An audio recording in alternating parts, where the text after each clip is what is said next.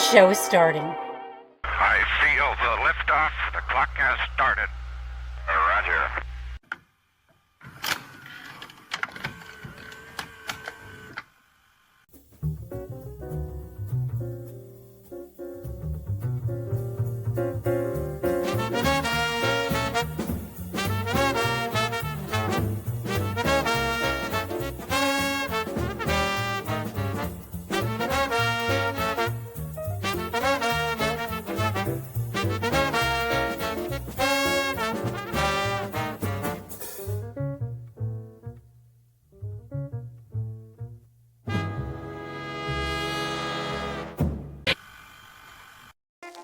Oh, honey, the big bad Ask Dr. Hal Show Home Edition is for adults only, so put the kiddies to bed, will ya?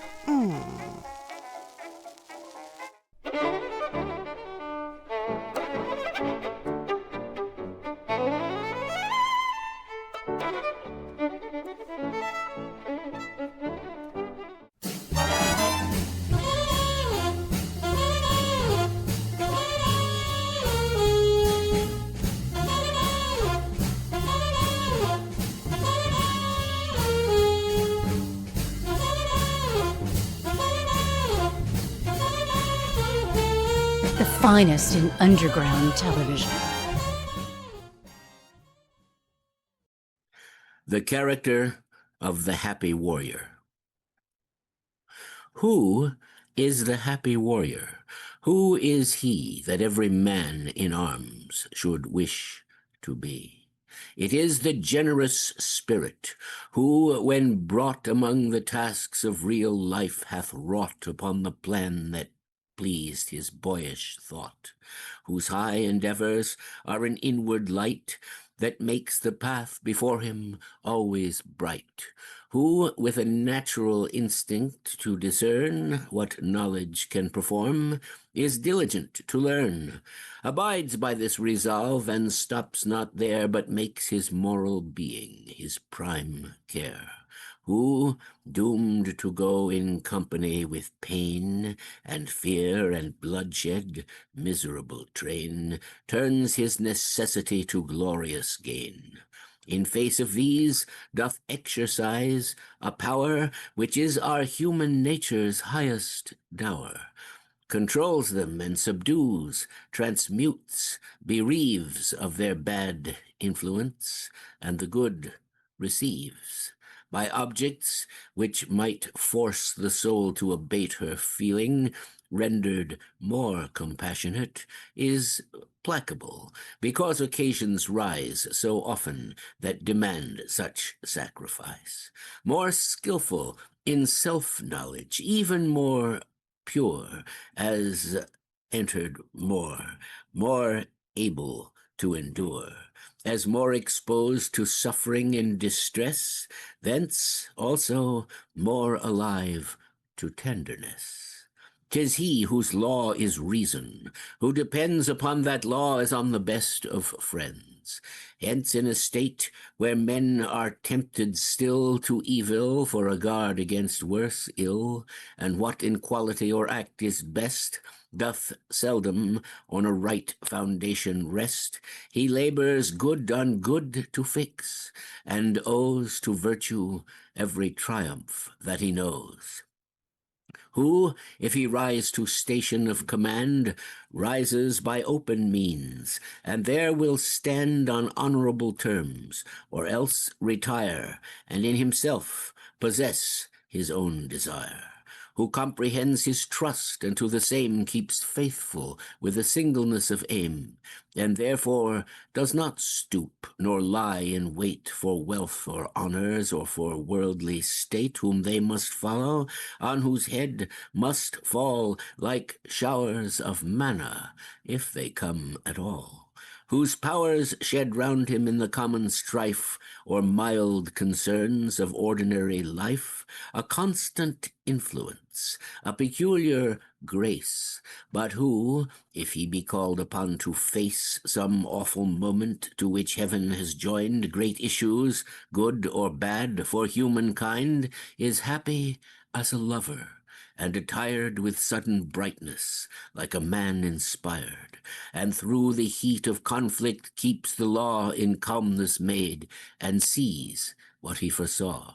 Or if an unexpected call succeed, come when it will, is equal to the need.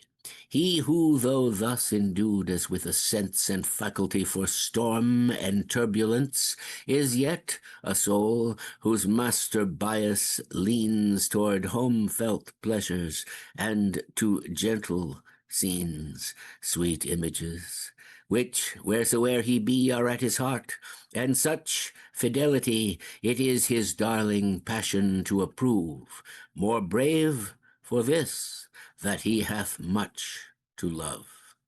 'Tis, finally, the man who lifted high conspicuous object in a nation's eye, or left unthought of in eternity, who, with a toward or untoward lot, prosperous or adverse to his wish or not, plays in the many games of life that one where what he most doth value must be won, whom neither shape or danger can dismay, nor thought of tender happiness betray, who, not content that former worths stand fast, looks forward, persevering to the last, from well to better daily self-surpassed, who, whether praise of him must walk the earth forever and to noble deeds give birth, or he must fall to sleep without his fame, and leave a dead,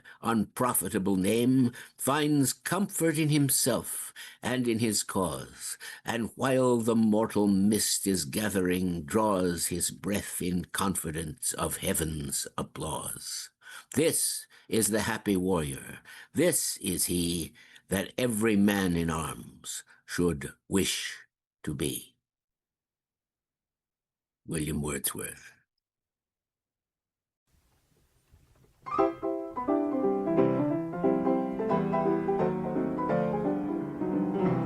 Here before you is an opportunity to plumb the depths of the mysteries that confound and intrigue us. A chance to ask the big questions. Dr. Hal is not concerned with questions of trivial matters or of facts that are easily gathered elsewhere. Dr. Hal seeks the questions that transcend fact. He stands before you, ready to take questions that used to be brought to wise and aged sages on distant mountaintops. These questions can now be asked from the comfort of your living room. No Sherpas required. Simply direct your favorite web browser to our new and simple-to-use website, AskDrHalShow.com, or click the Ask Dr. Hal button below our live Twitch broadcast.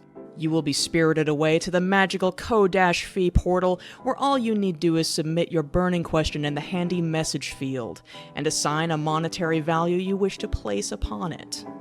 Our stage ghost will then convey your message live to Dr. Hal, and he will answer in the manner that only Dr. Hal can. Don't worry, we never sell, share, or solicit using your provided email address. PayPal will ensure that your valuable love offering goes directly to Dr. Hal. Links to submit questions and more can be found at our website, AskDrHalShow.com. Do not let this opportunity to consult a modern-day oracle, a seer for seers, a man steeped in the arts, sciences, and esoteric studies, pass you by. We present to you, through the very miracle of the internet itself, the one and only Dr. Hal Robins, now making house calls.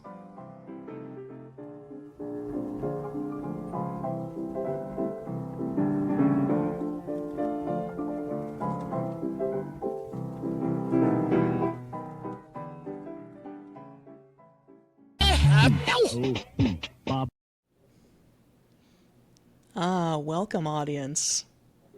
Greetings and salutations. I'm just gonna not even pretend and let everyone know my microphone is working today. Well, right at the start of the show. Right? Yeah. I was sure of it. Just to keep us all on our toes. That's how we like it here at the Ask Dr. Hal Show Home Edition. There are so many little things that get done before the show just to make sure that everything is just so. And yeah, sometimes we don't hit all the buttons. Well, if the Lord doesn't kill you, the devil will. Oh, yeah, ain't that the truth? But yeah, you gotta power up the oscillation overthruster, put the hamster on the hamster wheel. It's a whole operation. Yeah, right. So. The remarkable thing is, and it's something I don't think a lot of people realize, is the sun's just going to come up tomorrow. It doesn't matter that you did something stupid today. It's just nothing. It really doesn't matter all that much. So, but happy Father's Day for those of you out there. We hope our fathers are happy wherever they are. Indeed. And those of us who are not fathers, happy birthday or happy Father's Day to your fathers. So well, we can be surrogate fathers. If anybody is in need of a surrogate father, I am happy to step up to the plate. I'm your dad now. That's good. Father Gofflin. Should we, that's the thing, should we send priests Father's Day cards? They might appreciate getting them. But that title, Father, it could be troubling to some. Oh yeah, where'd this come from? I wonder if... Several years ago, Nenslow started the Church of the Subgener. Do you remember that? No. He said that everyone in the world except Janer was a member, and the right way to address them is Sergeant. So you'd be Sergeant Janer plus your name. You'd be Sergeant Janer Pressure, and I'd be Sergeant Janer Dr. Hal. Oh my goodness. Or Sarge is another allowable appellation in that group. I was reading today, and I don't know the veracity of this, but apparently the Catholic Church had some sort of AI-powered chat bot that was supposed to be a priest, and it was saying it was allowable to baptize babies in Gatorade. Well, that's what AI does. It wanders around. It does tend to do that. Assertions like that. There's a weird thing in Catholicism that is one of the sacraments that any Catholic can deliver. For any of you who aren't aware of that. So if you see someone dying in the street and they have not been baptized, you can grab mud puddle water and perform the baptism rite so they can get into heaven. Get out of the way, you EMT jerks. I'm going to apply extreme unction. Right here. So, right? They can get into heaven, and they can get malaria. You can't give them communion, but you can baptize them. So right. A member of the body of Christ. I don't know, the word member may also be problematical. So we are ready to embark on a new show, and I hope it will be satisfactory to those who have come to join us, who we also will invite to join us afterward at the Ask Dr. Hal chat room, where the elite meet to meet and greet. Right. Indeed. Right. So I have some questions in the queue. We could get started. Well, good. Well, that's good. So they are sending in questions that are filling our hopper tonight. Well, audience, let's have a talk. You really need to get some questions into Dr. Hal. I don't need to remind you, this is the name of the show, Ask Dr. Hal. Now, your job is to ask. And what we do our own transubstantiation. We take your love offerings and we turn them into knowledge. Right before your eyes. It's a miracle. It's a miracle. And Dr. Hal is the one who has been ordained. See, I'm in that Catholic streak today. Dr. Hal has been ordained as the only person capable of answering those questions and filling your brain with that information that your soul so greatly craves. Well, there are a lot of these shows called Ask Dr. Hal, but this one, the Ask Dr. Hal show, the home edition, is the only one where you actually can right there and then in real time ask me, Dr. Hal, a question. Next would come the Radio Valencia radio show when it works, where if you're on the chatterbox, you can ask me a question. But this is far superior to that, and only exceeded by the live show whenever or wherever it is done, if you ever. can get it.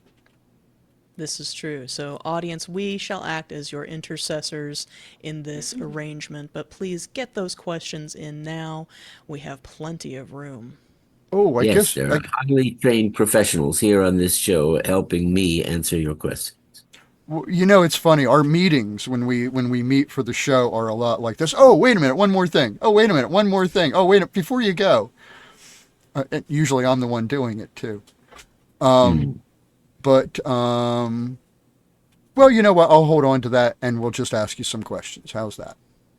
That's a good way to begin. We'll talk about the July 5th show that may or may not happen, depending on if the pleasure saucers arrive. But we sort of have a consolation show. We'll cancel the show, certainly. Right.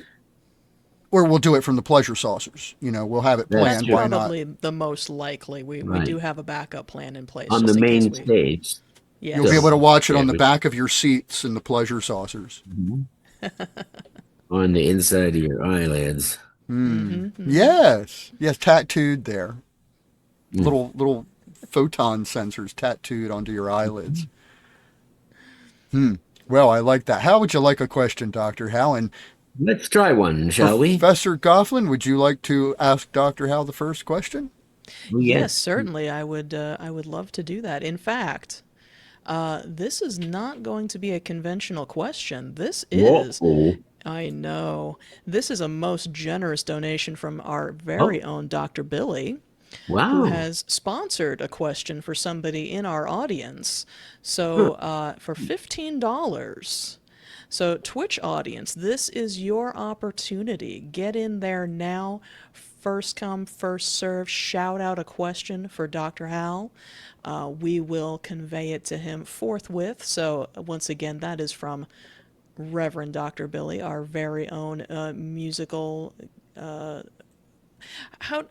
did we decide his title was? Pressure. He was musical director. Yeah, it's more lofty than that. He's music more supervision. I think we called him our musical sleuth. That's it. Yes, our very own musical sleuth. He hunts down errant notes that are fugitive and returns them to their proper bailiwick. I see a question here in the Twitch chat. Allow me to convey that to you, Dr. Hal. We have here a question from Free State Games. Wants to know, how big of a bottle of Clear Eyes does Dr. Hal need for his fez? Well, it is a psychic bottle. The fez has a picture of an eye, the all-seeing eye, or os dei. This requires, if such a ceremony or magical addendum to protocol need be performed, a picture of a large bottle of eye wash. And perhaps the picture should also include an eye cup, though those are harder to draw.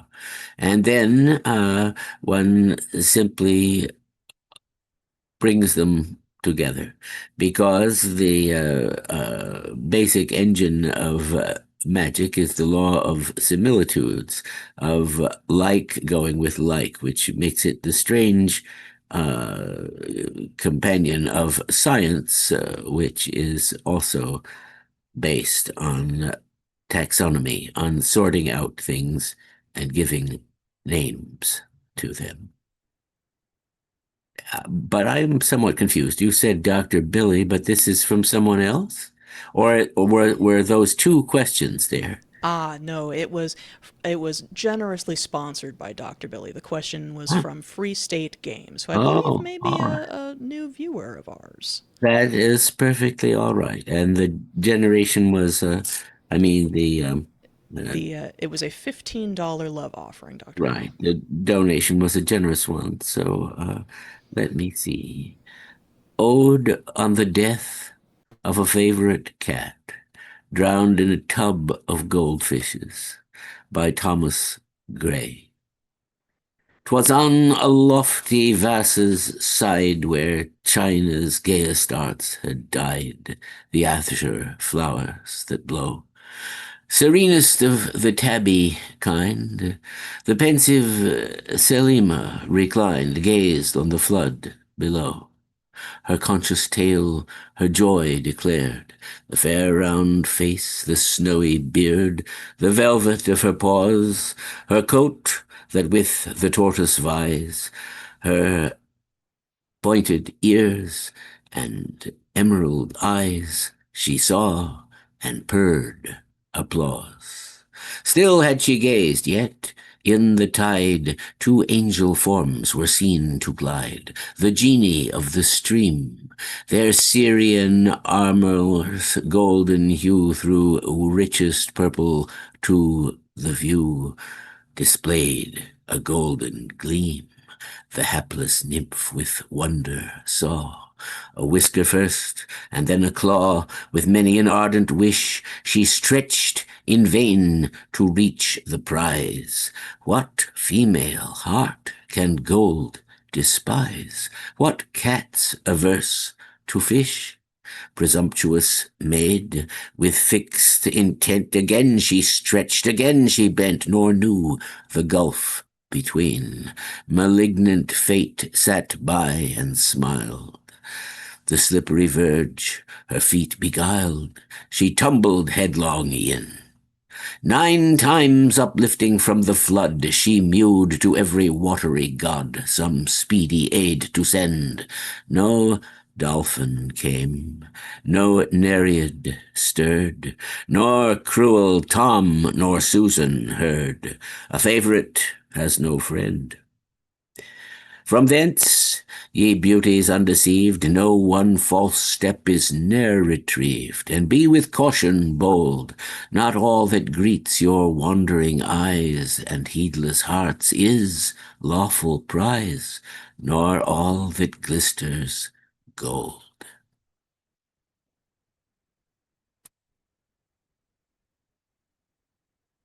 Beautiful, Dr. Hal. I have a $10 question from our very good friend, Reverend Dr. Big John.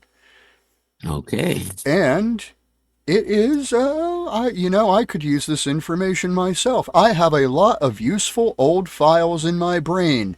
How do I delete them? Oh dear, I'm afraid you can't. You can only go to the top layer.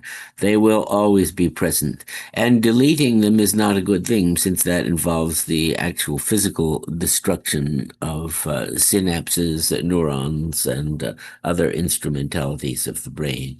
Your brain has organized them, and they can be available to you if you want, as long as you don't think specifically about the fact that you are trying to remember a specific thing. Immediately turn your attention to something else, and then in a quiet moment the answer will rise to your conscious brain, will float up. But until then, they will be there. And I speak as someone who is haunted, tormented by avalanches of cigarette commercial jingles from the 1960s and all sorts of other things that I have absorbed but have never been able to jettison. But that is the power of the human memory, which should, if always there is a possibility of doing so, be strengthened rather than weakened. $10 is the cusp for our poetry thing, and so here is another one. Not about a quadruped in this case, but about a flying creature. In this case, The Death of the Ball Turret Gunner by Randall Jarrell. From my mother's breast I fell into the state, hunched in its belly till my wet fur froze. 6 miles from earth, loosed from its dream of life, I awoke to black flak and the night fighters. When I died, they washed me out of the turret with a hose.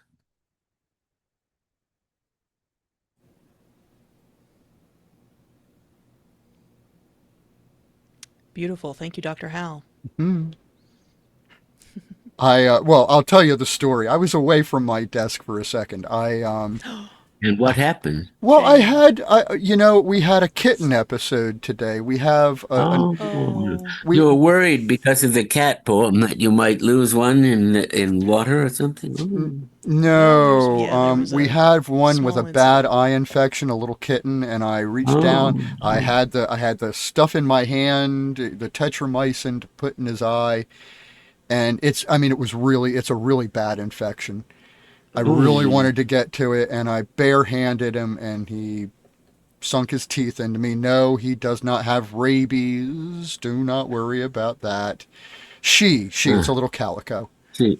But my finger, I took the Band-Aid off, and it kind of started dripping blood everywhere. So, You should put some of the ubiquitous hand sanitizer on that. And perhaps you didn't pronounce the word tetramycin enough for the cat. I see what you've done there. well, see, I have this lovely stuff here called Bleed Stop, which I believe is like a really right-wing company. They advertise, on all the, because they're everybody in I guess in certain places are expecting you be in a war sometime, and so they advertise. It's wonderful stuff, actually. I would not be. Alum? No, it is some kind of starch. Oh. And it binds wounds very quickly. But I was off getting a Band-Aid. They also use super glue for that these days. Indeed. The styptic pencil used to be a staple of everybody's shaving cabinet, but few people have heard of it now. But with a little payment of pain, you can close a cut on your face that you get from shaving. No matter how careful I am, every time I have tried to close a wound with super glue, I wind up getting my other finger stuck to where the wound is, no matter how careful I am. So now I'm trying, I got the wound closed, but now I'm trying to pull my finger gently off of the area of skin where the wound is, and I wind up tearing it back open again. So it's, It's unfortunate. That glue will always do that if it can. Am I drawing pictures again? Mental, those, Oh, I can easily see what you're describing. You have described it well. So, but Professor Gofflin and I were joking about that the other day. I made a description of something that was rather the word pictures, yes, crude. It was a kind of a barfy moment. I'm sure I got some chuckles, but not for present company's sake. Yes, no verbal warnings from Professor Trixie will do for that story. Anyway, we have our first monster movie moment, which we're very proud to show this. Indeed. We think a lot of folks are going to be learning about this for the first time. And perhaps enjoying it for the first time. A corollary of that. I gotta say, I'm not a big kaiju fan. I hate to admit it, but I'm not a big fan of all those kaiju movies. This one actually grew on me while we were working on editing this version down, and I can't wait to watch the movie in its entirety, which I have not had a chance to do yet. But it is a spectacle with a giant cast, which one hardly sees in the movies. Unlimited budget. All the safety stops removed. So, I mean, there was nobody on that set saying you can't do that. Oh, no. The people that were, being blown up were really being blown up. It's just, that was not a fake. No OSHA here. No. It was a North Korean production, but perhaps we should see it and then be able to, who knows, even answer questions about it. Well, I'm going to you this month 2 unconventional kaiju films. I'm going to build that mystery a little bit. Audience, get those questions in. That's what this video bit is there for you to think of your questions and get them into the good doctor. So let's get that taken care of. And while you're doing that, here is our monster movie moment.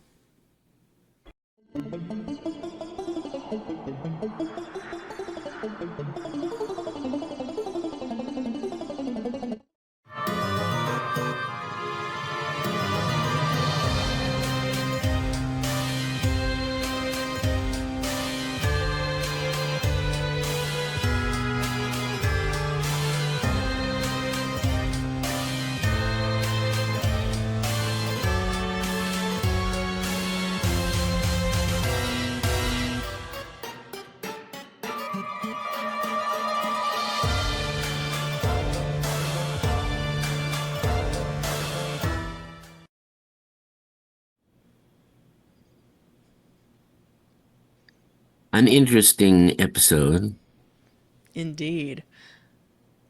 I What? had an interesting factoid that didn't make it into that trailer edit. Yes. It turns out when the director actually escaped from North Korea and came to America, he changed his name to Sheen and directed the Three Ninjas movies. And he attempted to direct or began to direct yet another version of Pulgasari, which I fear was Yes, never completed. indeed. Just before his death, he did pen a screenplay for it, I believe. Mhm. Didn't I see there was a Pulgasari too? Well, Pulgasari itself, Or is pardon that what me, we're Gofflin, talking is about? the second. It replaces bulg or bulge, sorry. But what would you say? Yes, that's exactly what I was. It's Bulgasari. It's actually a remake itself of a South Korean film. So it's Based on Korean folklore. indeed, yes. You're confused, Hal. Bulgasauri is my porn name. Hmm. Well, Well, we do have some nothing to factoids. change that. No need to change it because of this curious and innovative film. I'm going to sue. It was mine first. Huh. Well, we do Good have luck with that some project. factoids about spicy adaptations, but that's for our next segment. So That's stay right. tuned for that. That's coming up on this show. Well, audience, get those questions in, but we do have some questions for the doctor, so we're going to move smartly forward and Blame on me. bring some questions to the doctor. So, Professor Gofflin, we'll bring you back in just a minute. And I have a question here from our very good friend and our our show announcing person gets the word out. Professor Gofflin, what did we call Xenofact? Word getter outer. I'm having Something a like brain that. Yeah, fart. word getter outer is the Word spreader, official type. wordsmith, word. Town Word crier. spreader. Word I just spreader. wish the town crier spoke my lines. There Ooh, we town are. crier. That's Yeah, very good. that's I like better. That one. That's better. Town crier. Reverend Xenofact, you are now town crier. It's So wipe official. those tears away. It's We've going to be a voted. glorious new day. Well, I have a question for you from Reverend Xenofact. All And right.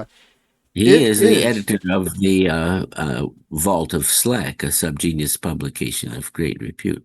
and you will see an advertisement for that later for you to get that information. And Mhm. also, of equal time, we also have Onan's Dobbstown Mirror that will be mentioned later on in the show. So, Yes, folks, both of those things are now operating and available for subscription from subgeniuses and others. many ways to get your subgenius fix these days. But the question is, and it is a $15 question, why is it Oh, whenever people encounter humanoid aliens, their hair is always long and blonde? I'm worried about what this says about Sweden. hmm.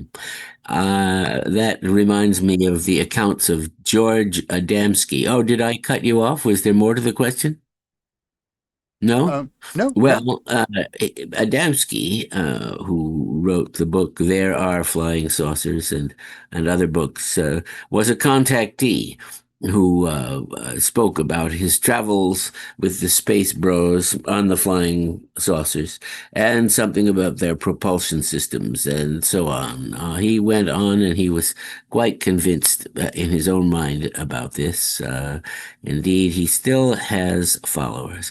But the Venusians and other extraterrestrials were most humanoid and did possess the long blonde tresses. They were, in a sense, Nordic people from space, though not from a cold region, from a hotter region than ours, supposedly. This sort of ties into Jung's idea of universal archetypes because the blondes from the north coming can be a menace or a salvation depending on where you and your history are geographically placed. But it also may reflect the envy that some dark-haired people have for blondes. The grass is always greener, or in this case, blonder, on the other side of that divide. The standard picture of an alien in our culture is this embryo-like being with no hair anywhere.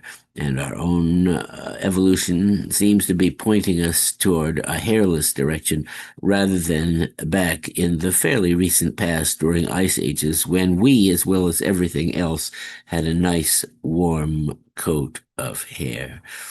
All space travelers, except a few, travel in insulated vehicles and do not need to protect themselves against the deep cold of outer space, except the ones that do, because one can assume an infinite variety of forms and shapes given the size and probability of the study.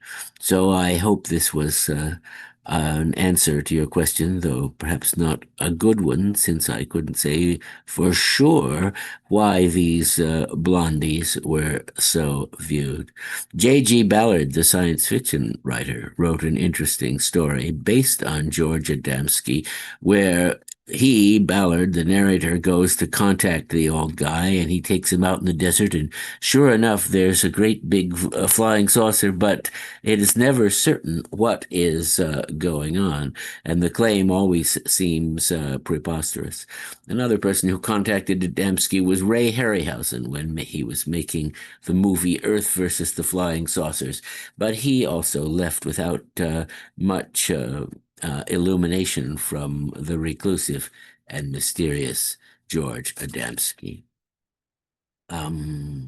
Here is a short but powerful poem by Edmund Waller.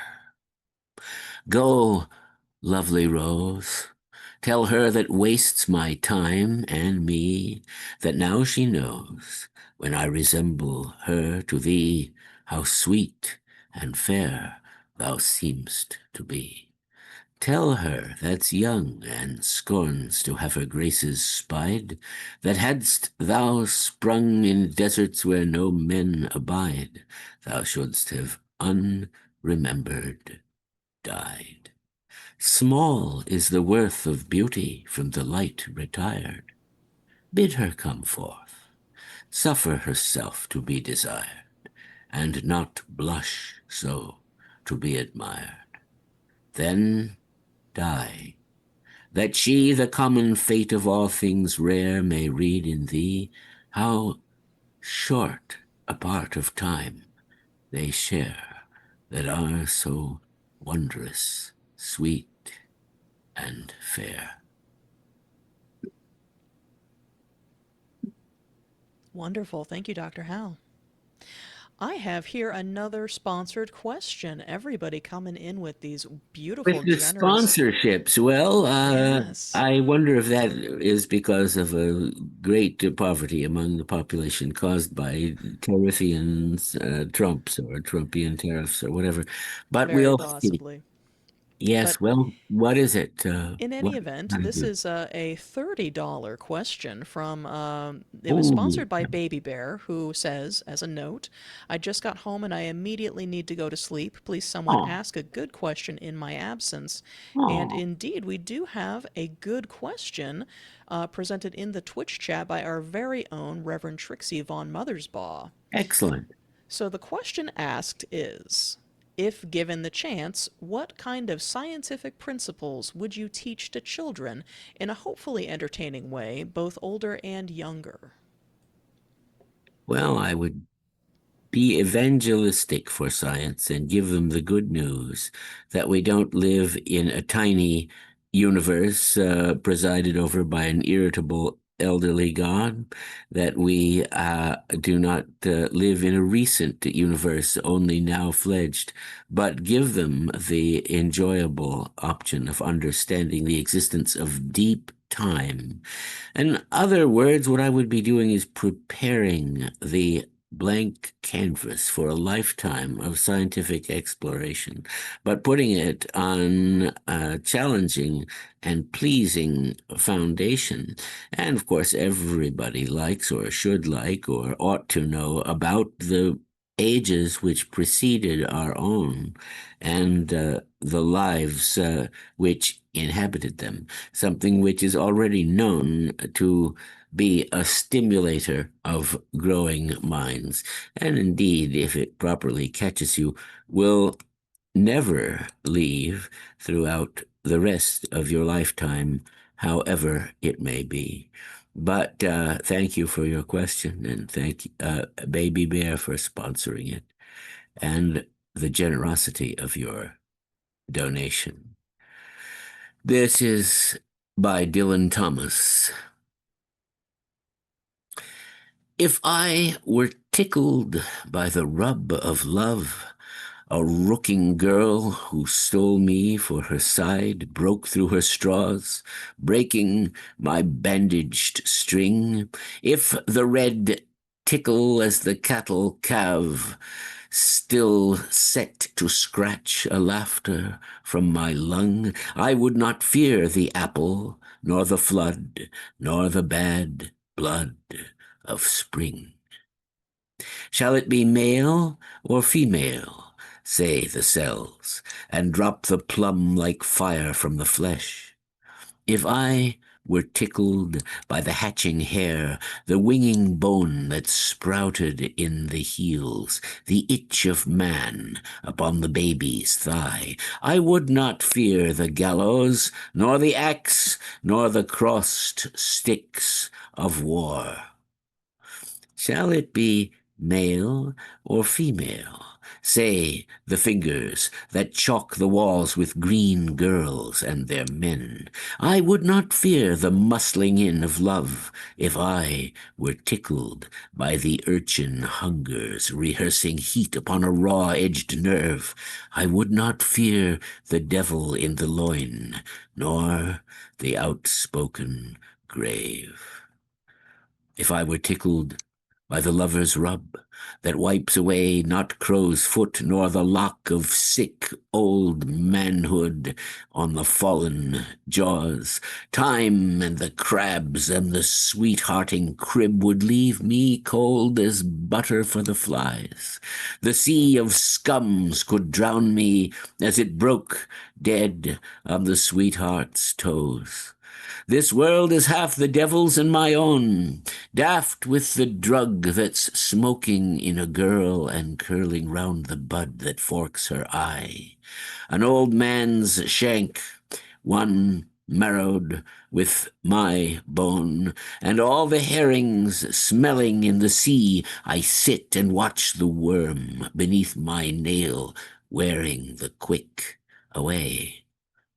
And that's the rub, the only rub that tickles, the knobbly ape that swings along his sex from damp love darkness, and the nurse's twist can never raise the midnight of a chuckle, nor when he finds a beauty in the breast of lover, mother, lovers, or his 6 feet in the rubbing dust.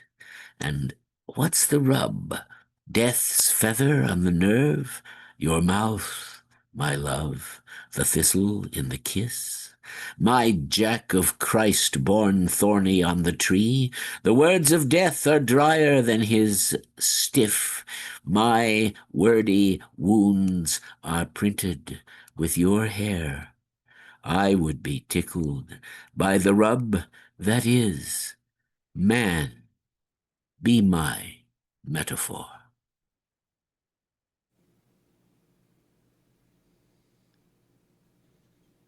Very nice. Well, what do we have? We've got a guest spot coming up. This is we showed this a few years ago, I want to say. And we went back through our archives, and this really deserved to be seen again. So it's an encore moment. It's a demonstration of skill. Call them. And delightful weirdness. It shows that it can be done. Well, let us see it. Well, but before we go, audience, we always have room for questions. We have questions in the queue. But I know you've got something out there that is a burning desire. And look, Hmm. don't let those $30 questions scare you. We answer $3 questions. I was there one night for a live show. Dr. Hal answered a question for buttons, like off a shirt.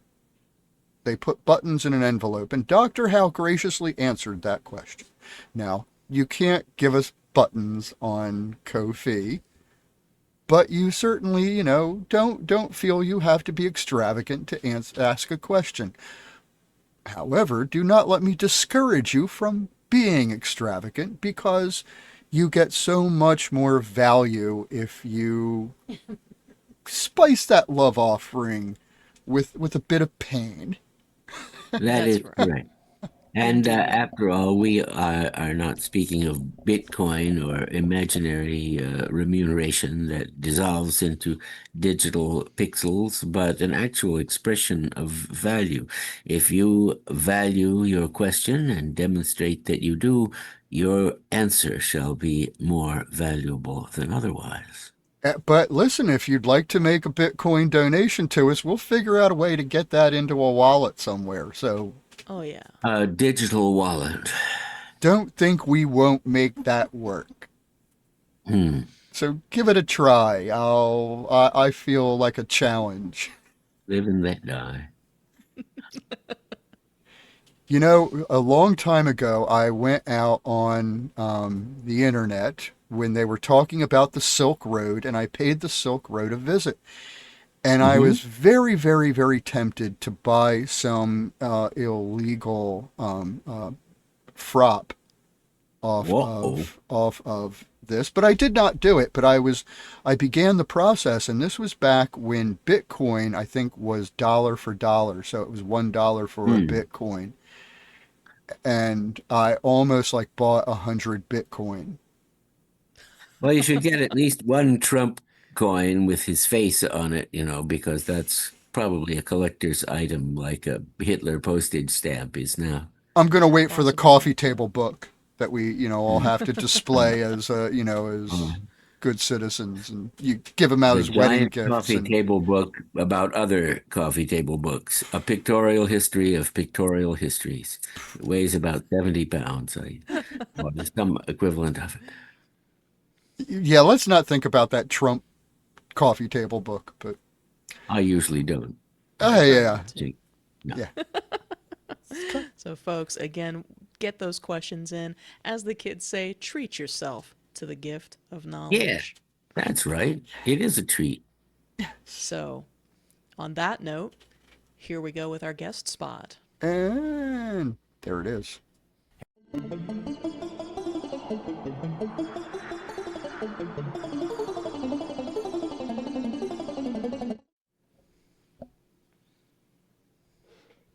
We We lost are Hal. momentarily Hal-less. No, he's here. Oh, there he just, is. He's just rejoining us. We're all leaving our stations tonight. Well, we We're all have that taking opportunity. small breaks But backstage.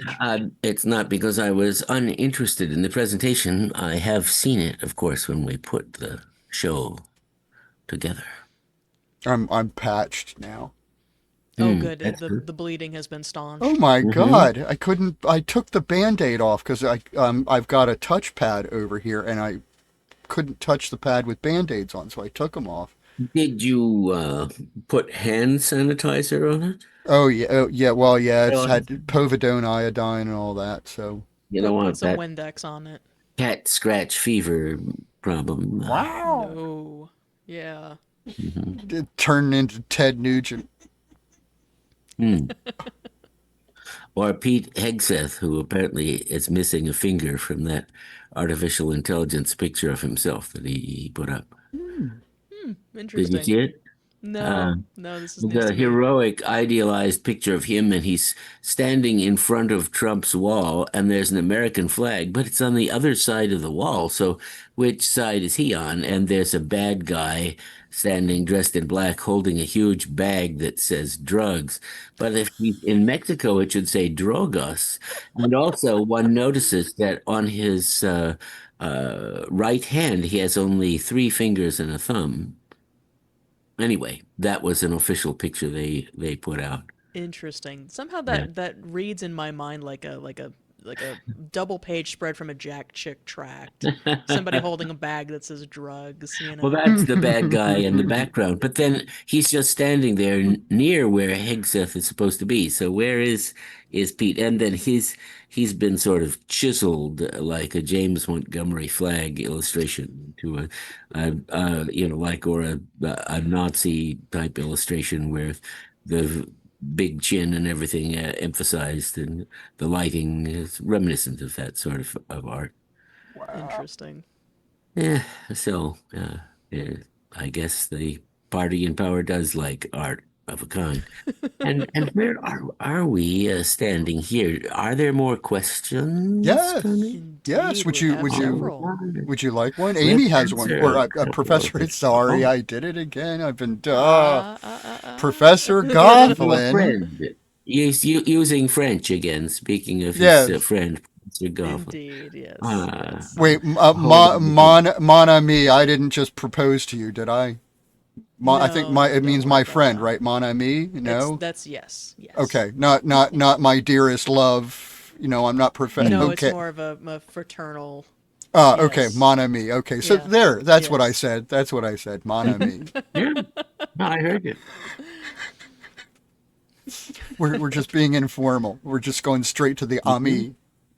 Yes. Right. We know what it means. Well, very good. Yes, indeed. I do have another question for you here, Dr. Hal. Here I'd we go. love to answer it. All right. Allow me to scroll back just a moment here. Ah, yes. We have here a $20 question from friend of the show, Agrajag. Oh boy. And he asks, how likely do you think we are to see the Exists this year? Have there been any signs or portents of their arrival? What should we be looking for? Well, the answer is it is as likely as ever. In fact, with the passage of time, it becomes more likely.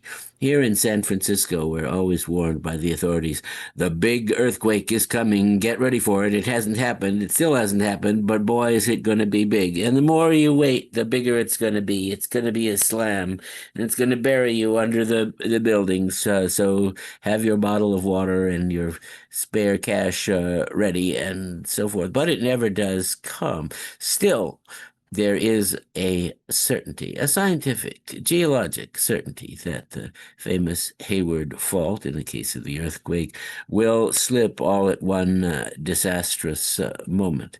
For such things have happened before, and even while I was here, it has happened to produce the notorious Loma Prieta earthquake.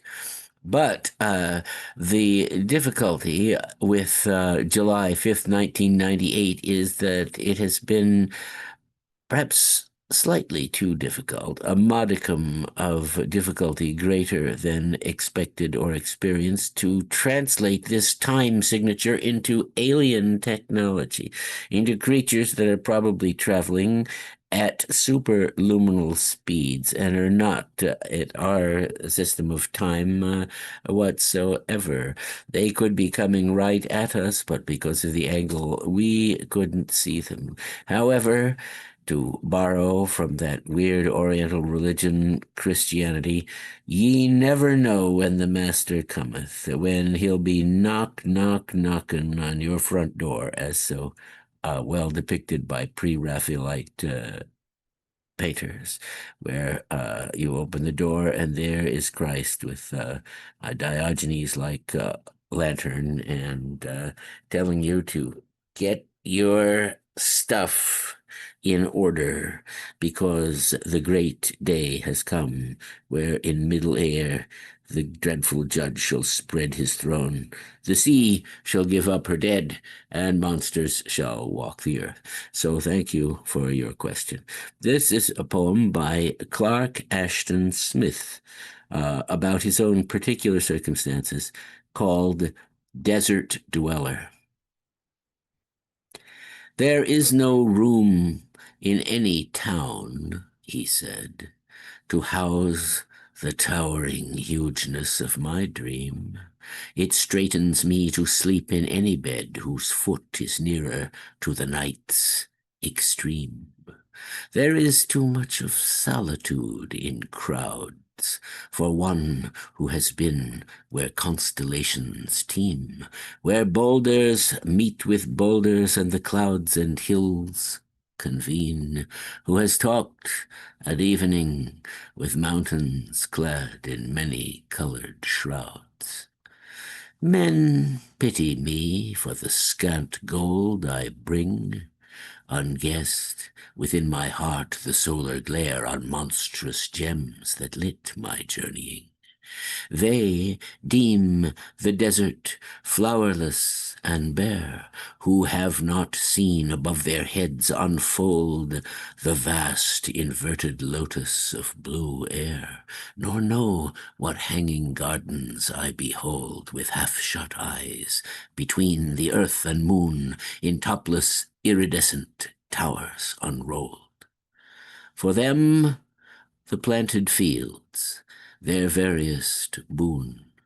For me, the verdure of inviolate grass to far horizons vanishing at noon. For them, the mellowed strings, the strident brass, the cry of love, the clangor of great horns, the thunder-burdened ways where thousands pass. For me, the silence, welling from dark urns, from fountains past the utmost world and sun, to overflow one day the desert bournes and take the sounding cities one by one.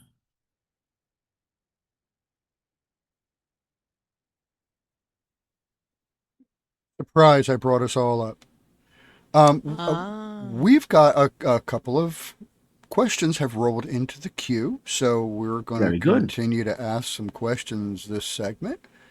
And I will go ahead and take the next one, and then Professor Gofflin will take, mon ami will take the next question. Very good. Excellent. Sounds good. And you can use bon ami on kitchen surfaces and bathroom tiles. True. Just be careful not to use it on anything that's too chromed. Or to inject it to cure COVID. Oh, yeah, don't do that either. Yeah. Bon ami. I mean, you know, if you follow the logic, that's bone your friend. So I don't know. Well, stick with what you know, or who you know, or who you are willing to know. Well, you know. So anyway, let's go ahead and ask a question. Here, I've got one. Yeah. Let me see. I have a question here. It is a $30 question, Dr. Hal. Moly, guacamole. Indeed, and I'm going to view the details on this. It is from our very, very good friend, Dr. Wolfgang Amadeus Gotthardammerung. And the question is there an inherent reason ducks appear so often as cartoon characters? Daffy, Donald, Howard, etc. Are they just adjusted as looking funny, or is there some connection like the trickster/rabbit connection? Well, as one who makes images myself, I would suspect that the answer is that ducks are easy to draw because of the distinctive bill and streamlined shape. Easier than roosters and chickens and turkeys and other avians.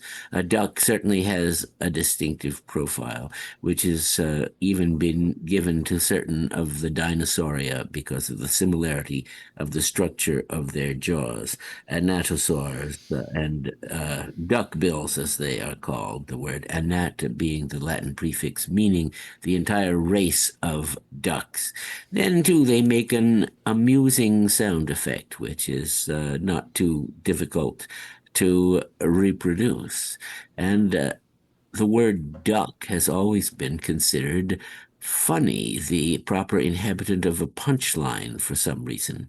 There was a horrible comedian named Joe Penner during the 1930s who made an entire career out of his tagline asking, "You want to buy a duck?"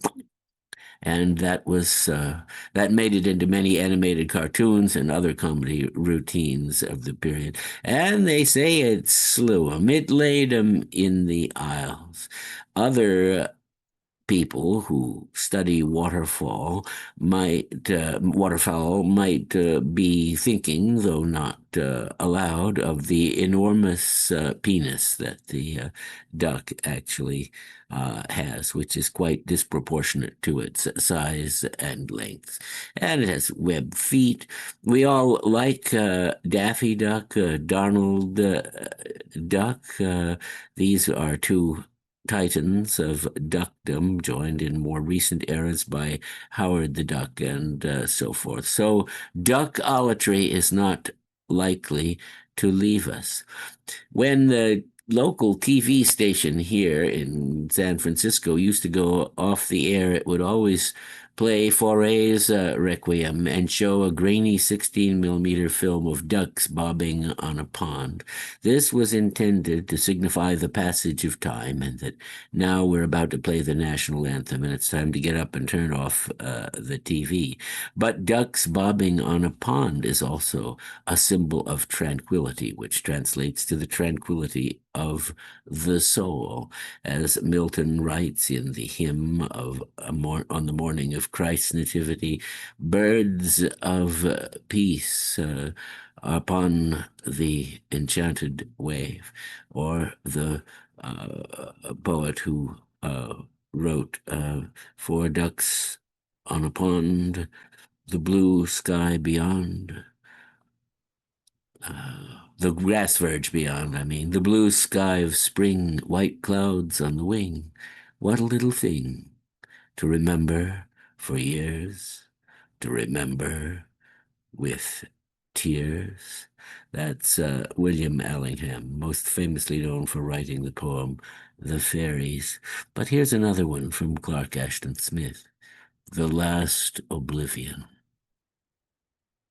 Not though the woods are redolent of spring, or scentless immortelles of autumn blow, shall I evade your loveliness, or know surcease of love, and love's remembering.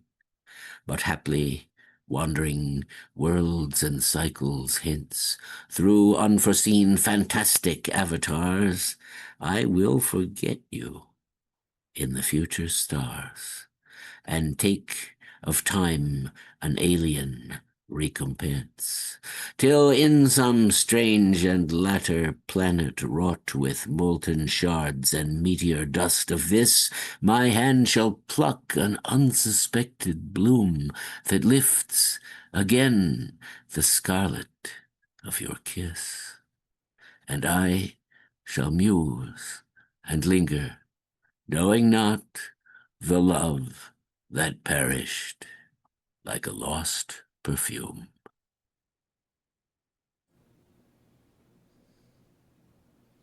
Beautiful. Thank you, Dr. Al. I have here an $11 question. Oh. And this is from Reverend Drunculus. Mm-hmm. And they ask, every subgenius gives thanks for the Ask Dr. Hal Show home edition. Thank you. Oh, I'm glad to know. And they continue, yet the resurgent church may benefit from another in-person theatrical production.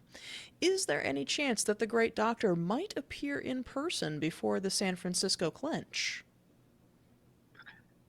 I wish that there would be such an appearance. I can't seem to bring the other people from my nightclub show back together. One is deceased, the other quite comfortable not doing it, but mainly we lack a host. Here on this show, we have Pastor Pontius Pressure, who asks the questions. A person like that, the interlocutor, has to have special talents, which are very hard to find. And without reining in such a person to show interest and to participate in the live presentation, I think the consensus is we just can't do it. It's strange that when I've traveled into other states, into Arizona and Pennsylvania and New York and Ohio, people have always been willing to volunteer for that post. But then they are already embarked on a journey or an enterprise of some sort simply by being there and communicating with the Church of the Subgenius. Who will come forward to volunteer as the question asker in my local area? But perhaps I should make it more generally known that that is what we are searching for, and also speak to K-Rob about this. Our science advisor, Dr. Goldie, is no longer on the planet. We would probably have to get another scientist to fill that place, to restore the nightclub act as it once was. In the meantime, the way to get me to perform this thing live is to sponsor my coming to your area, where I can come, provided you are able to pay for the hauling of my body there, and I can bring my famous banner, hang it up, set up shop, and do live question answering. And it may happen, because what has happened once has a great chance of happening again. Now, this poem is by Lewis Carroll. It is a concretist poem. These are poems which are distinguished by having a specific shape. Dylan Thomas wrote a number of them. Others have written them, but this particular poem, called A Mouse's Tale, is shaped on the page like a mouse's dwindling tail. And it goes like this. Fury said to a mouse that he met in the house, "Let us both go to law. I will prosecute you. Come, we'll have no denial. We must have a trial, for truly this morning I've nothing to do." Said the mouse to the cur, "Such a trial, dear sir, with no jury or judge, would be wasting our breath. I'll be judge, I'll be jury," said cunning old Fury. "I'll try the whole cause and condemn you to death."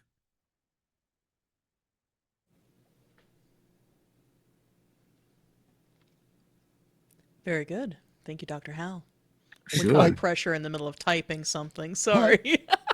Stereotyping, yeah. Oh, well, and so the question got asked, and I'm, thinking, well, we could do that virtually. We could get Dr. Hal there. If you could, set up some kind of projector or, something like that, we could actually have it, Professor Gofflin and I could come in and host it and all that sort of thing. And it would be just like what you see here, except it would be, we would be there in person for you personally. We would set something up special. Wasn't the question about in my local area? I don't know. If it were, I just got dinged by somebody who volunteered to be the interlocutor, who might actually be able to do it since he's attended the other shows. So you never know. Your questions can sponsor or create the answers themselves. And I've always felt that the answer resides inside the question somewhere. I have invariably found that to be the case. So I don't have time to talk to anybody right now, but it seems other people are volunteering. So there may be someone who can do it, possibly, conceivably. Well, no, never knows. Can't be certain.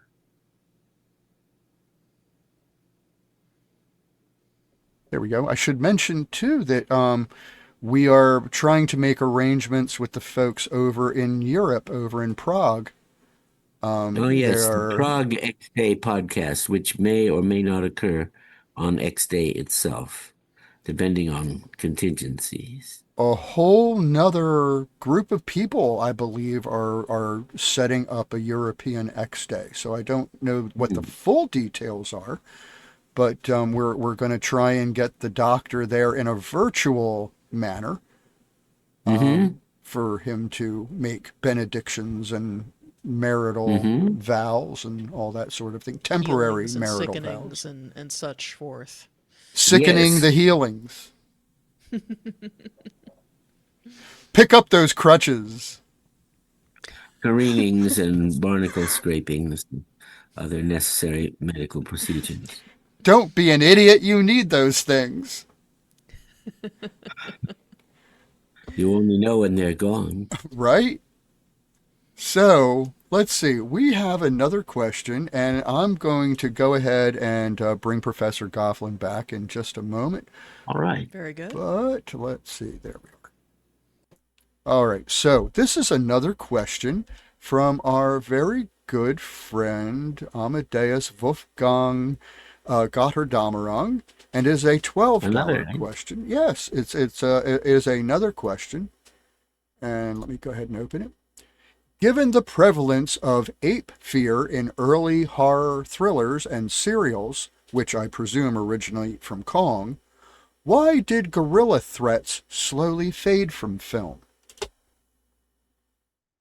That's a good question. And of course, Kong was not the start, but in the generalized stream of gorilla images, the gorilla or the large ape was a creature of horror.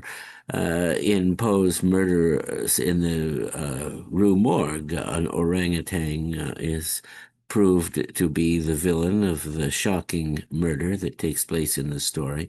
And in the movie, the Bela Lugosi movie, the ape, played by the inimitable Charles Gomorrah, races across the rooftops and causes peril for the people in the movie. The ape is like us, but also quite unlike us, and so because unlike, we are allowed to hate the ape without feeling guilty. But at the same time, we've learned more about actual gorillas, which were, until historically a recent time, not well known. It was only known that such a creature existed, and it was assumed that because they are large and muscular, they were violent, and because of biblical doctrine and other strange vestiges of a previous culture, we have imagined the ape in the role of a ravisher, taking women away for an unspeakable purpose. Tarzan rescued his wife from such a scenario. So, now we know that gorillas just like to sit and chew plants and pick bugs off each other, and they are not harmful. So this increase of knowledge has caused a decrease of apes in such movies as, well, I can't remember the name of it, but the one where Laurel and Hardy are in a circus, and the circus is disbanded, and they have to take the ape with them, also played by Charles Gomorrah. Or the movie The Gorilla, featuring the Ritz brothers. Or the movie Bela Lugosi Meets a Brooklyn Gorilla. Or the movie Bride of the Gorilla, where Raymond Burr actually transforms into a gorilla. Or does he? Is he going crazy? But when he looks in the mirror, there is a gorilla. Or the movie Gorilla at Large, where all sorts of good actors, Lee Marvin and Bancroft, and once again the villain Raymond Burr, are in a gorilla suit movie where the gorilla rampages. But to those who today know the anatomy of an actual gorilla, the whole thing is kind of ludicrous. Lee J. Cobb is in that one too. Well, knowledge can relieve us of harmful delusions, but of course, it also places in a different light the mythology which we have created around those delusions, which continues to entertain. As for Kong, his predicament is that he is surrounded by Mesozoic creatures, but is not allowed to think the higher thoughts of love and romantic obsession, which are his undoing, but elevate him before that to a great height. This is by Edward Lear. Calico pie, the little birds fly down to the calico tree. Their wings were all blue, and they sang Tilly-loo, but they never came back to me. They never came back. They never came back. They never came back to me. Calico fan, the little mice ran to be ready in time for tea. Flippity-flop, they drank it all up and danced in the cup, but they never came back to me. They never came back. They never came back. They never came back to me. Calico jam, the little fish swam over the syllabub sea. He took off his hat to the sole and the sprat and the wallaby wat, but he never came back to me. He never came back. He never came back. He never came back to me. Calico drum, the grasshoppers come, the butterfly, beetle, and bee, over the ground with a hop and a bound and around, but they never came back to me. They never came back. They never came back. They never came back to me.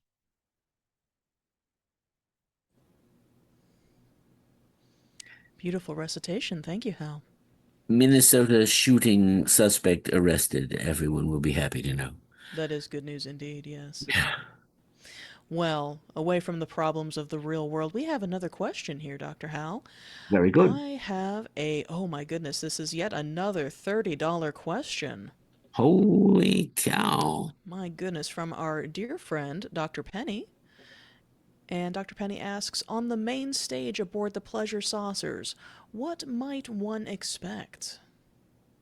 A fabulous extravaganza, which must, in order to corral the attention of the assembled, be more spectacular than the auto-destruction of planet Earth and the gigantic solar catastrophe that ends life on this planet once and for all. It would have to be a really big shoe, as Ed Sullivan would call it. Ed might be there for all I know. Yes, it would have to distract, but there are some factors to consider. One, our entire system of values might change as we ourselves shall be changed when we are caught up into the air, into the rupture promised in the prescriptures of the Book of the Subgenius. Then Stang himself has said the saucers are potentially of infinite size. Once we leave our local corner of the universe with its Newtonian and Einsteinian rules, the sky is less than the limit. So all I can say is have your popcorn and theater treats ready. They will be provided by the management. This poem is an abecedarian poem. That means that each line of the poem stands for a different letter of the alphabet, and that each word in the poem also begins with that letter in the alphabet, starting with A, B, C, and so forth. The poem is by a harried newspaper editor, Alaric Alexander Watts, who wrote this to amuse himself in 1841. It is called The Siege of Belgrade. You'll understand the abecedarian aspect when I get going. So, an Austrian army awfully arrayed, boldly by battery besieged Belgrade. Cossack commanders cannonading come, dealing destruction's devastating doom. Every endeavor engineers essay, for fame, for fortune, fighting furious fray. Generals 'gainst generals grapple, gracious God, how honors heaven heroic hardihood. Infuriate, indiscriminate in ill, jack-booted jackals jam jack, jostle Jill. Kindred kill kinsman, kinsman kindred kill. Why wish we warfare? Wherefore welcome were Xerxes, Eximenes, Xanthus, Xavier. Yield, yield, ye youths, ye yeomen, yield your yell, Zeus's, Zarpaters, Zoroaster's zeal, attracting all, arms against acts appeal.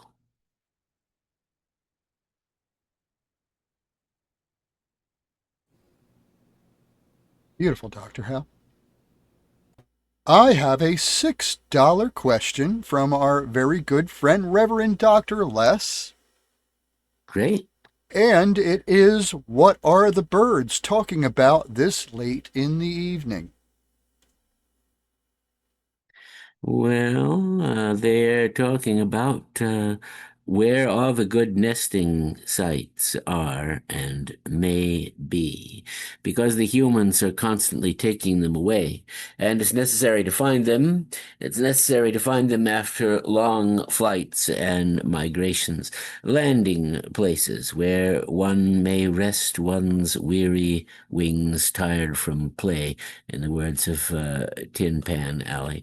Now here locally in the city of Oakland, at the corner of 11th Street and Harrison, there are 4 trees, and these trees are old and have been there for a long time, since before there was a city of Oakland. And about an hour before sunrise, there's a great disturbance in the skies as hundreds of the rare black-crowned night heron fly in and roost in the branches, and the snowy egret also. This happens and is a spectacle to see for those who know it's there. But there's a developer who's planning to chop down all 4 trees and put up a condo there, which will supposedly have affordable housing, whatever that means. I know I couldn't afford it. And so my friend, the one who has just volunteered to be the interlocutor if I do a local Ask Dr. Hal show, is depending on getting out there and filming this and then being the champion of these birds and trying to get other people on the same page to save them and their landing place. Donald Trump ended many places for migrating birds to rest during his first administration, destroyed and paved over watering holes and swamps. The large swamp near Kansas, I forget the name of it, is one of these avian marshes. Parasitologists go there to study the unusual parasites which birds bring in. They have to do this, unfortunately, by killing the birds and then by dissecting their intestines. They take out the worms, which are of unusual quality and of great interest to science. One of them, in fact, though not, I think, in this particular instance that I'm talking about, turns out to be a flatworm, but 30 feet long and with the thinness of a human hair, and no one knows how it gets in the birds or what it's even doing there. And entire academic careers have been spent on trying to find out. Doubtless now they will not be that the Department of Government Efficiency has eliminated their position. Anyway, I hope that will serve as a suitable answer. There is some fondness for worms in the current administration, so. Mm-hmm. Well, worms are most interesting to study. Dissect. I remember in high school dissecting a large intestinal worm. Mm-hmm. That we had to take all kinds of precautions and, wash our hands 6 times. And Right. all that Well, after. one would want to anyway, I think. The only worm I've ever encountered was my cat had a tapeworm once, and that was And most you were unpleasant. able to get rid of it for the cat? Yes, but not until we discovered a few proglottids on the couch. Parasitism is a common condition that affects almost all life, and if you don't have parasites, you're in the rare state that our superior technology has provided. But in other nations, one has to worry about such things as, once again, worms burrowing up through your feet in the soil, and mosquitoes, tsetse flies, all sorts of things being vectors of disease. And that's the way nature's kitchen cooks. We're all just dust in the wind. And Yes. mostly bacteria, I believe. Well, the idea is you've got to get the DNA to go on to the next generation. Why am I being hit by my phone so many times? People just Yeah. want this job, man.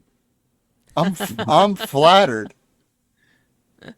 Professor Gofflin, you- you should, we should both be flattered. Everybody wants this job, know man. terribly. I am. just This is very, waiting. yeah. I'll do it, Dr. Hal.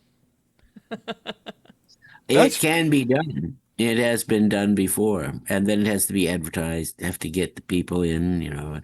There's a certain inertia. People are used to looking at screens, not so much going out to see shows. But there are people who are. I'll have to keep at K-Rob and see if he's interested in a one-shot. But in the meantime, a crucial part of the year is coming up. Burning Man is looming, and other things that are going to have to be paid attention to. We'll see how it all works out. We're still figuring out how the schedule will work this summer. We're thinking that we might be doing a couple of show reruns. Summer reruns, right? Yes. And then coming back in Time-honored September. tradition. We have a little retooling to do. We're going to be going to a new pay system, and we have to Yes, do a new improved.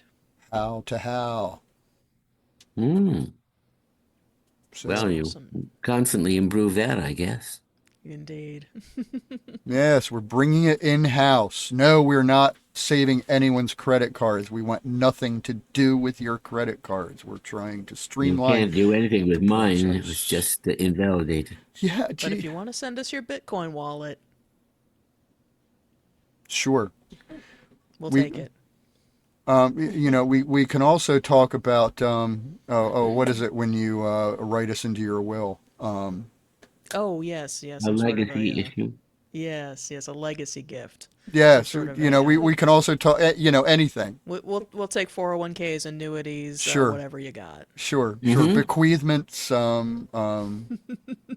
charitable contributions that you can't write off on your taxes because we're not a charity.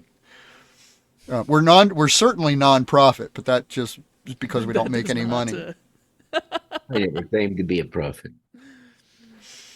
Well, you know what? We have a monster movie moment. I just remembered, That's right. audience.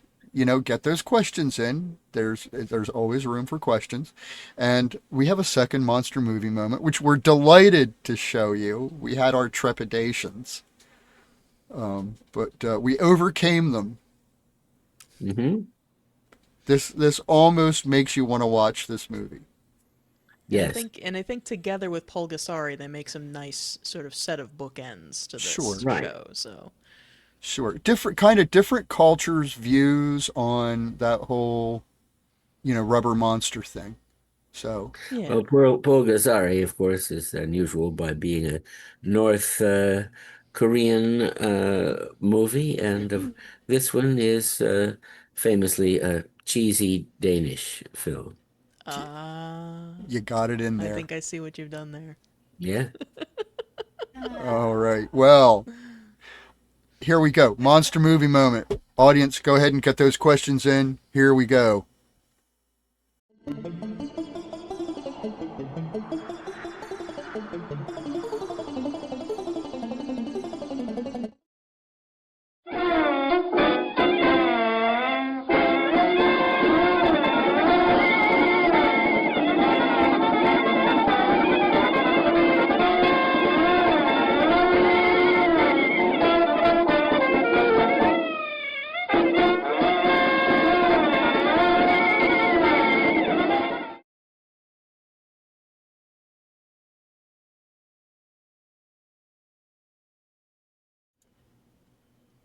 just like that, my screen did a funny thing. Hold on, I got to bring something Oh, back here. no. You Did know. Gosh, well, Reptilicus have anything to do No, with it? no, no, no, no. Well, maybe. possibly.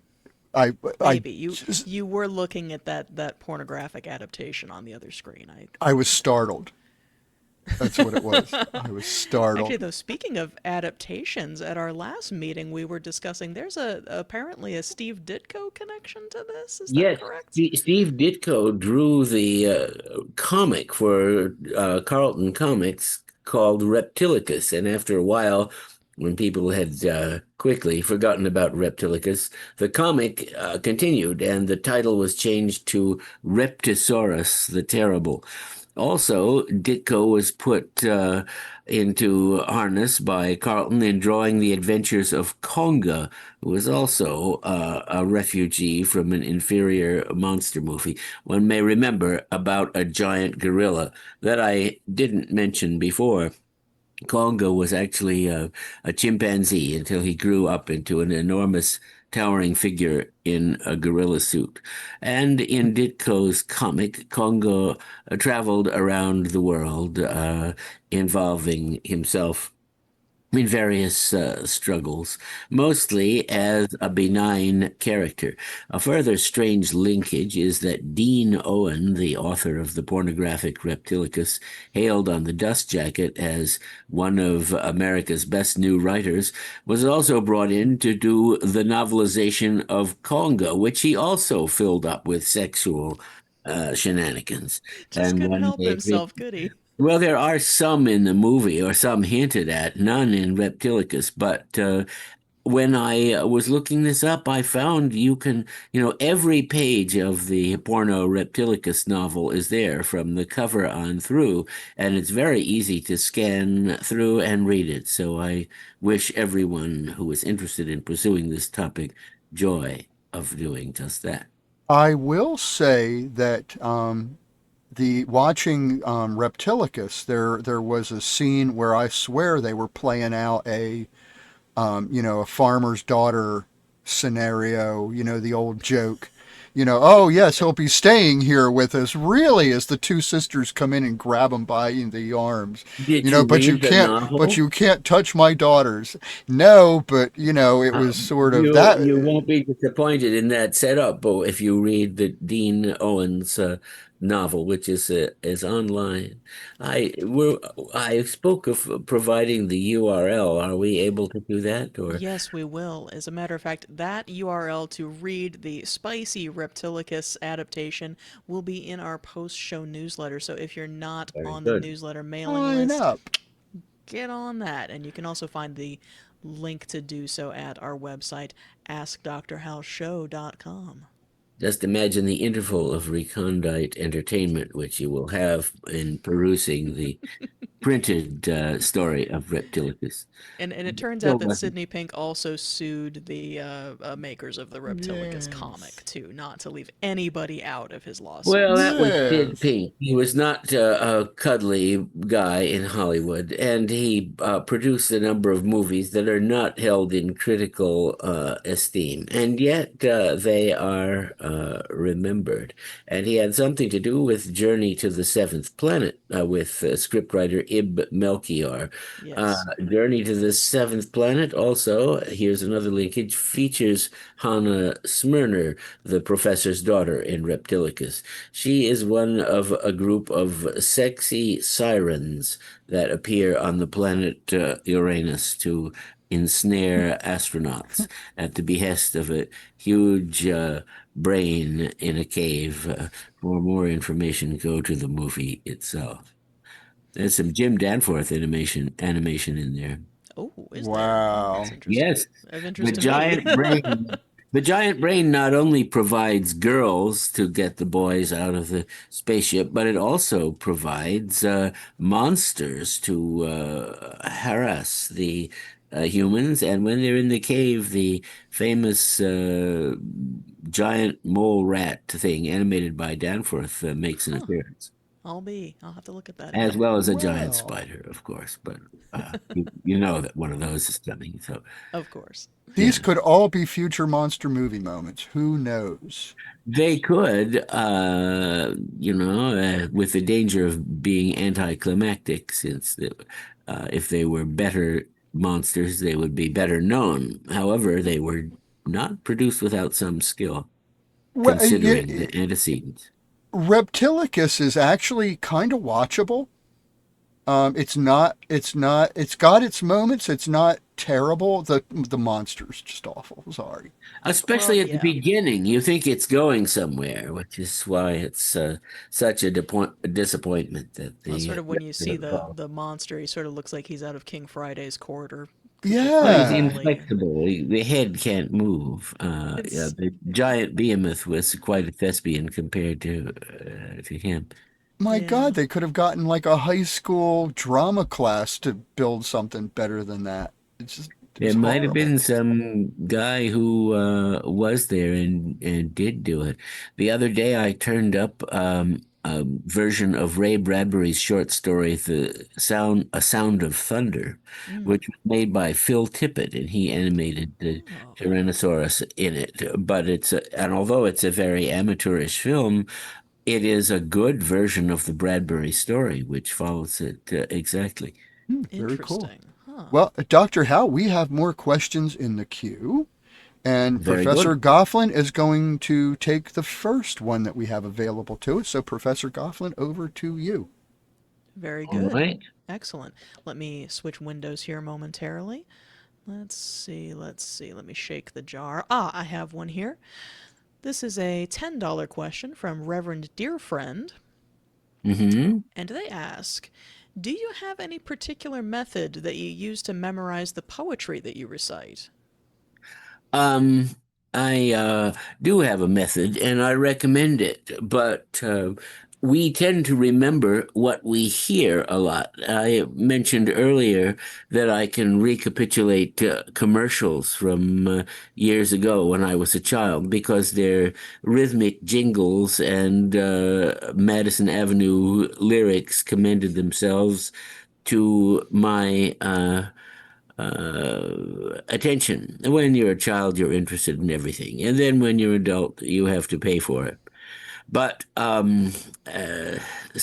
uh, my method is one that I derived from being in dramatic works, in the theater, as a matter of fact.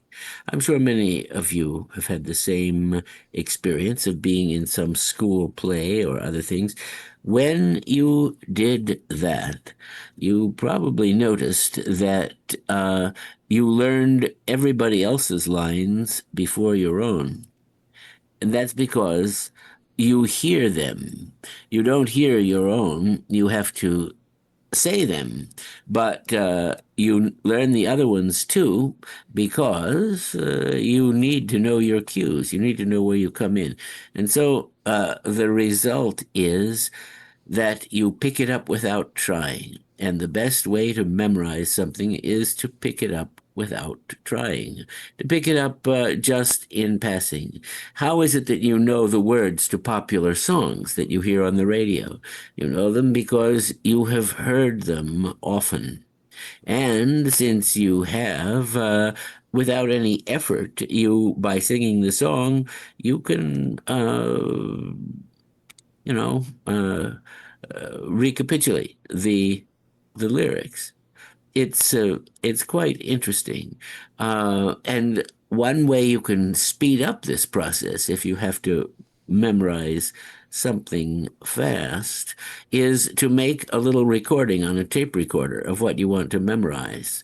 I find this useful if I have to memorize dialogue for a show. You make the recording, and then whenever you're doing something that involves your hands but not necessarily your mind, you let it play. And thus, while you are doing dishes or putting on your pants or something, you're always hearing it and you learn it very fast. At least you do if you're like me.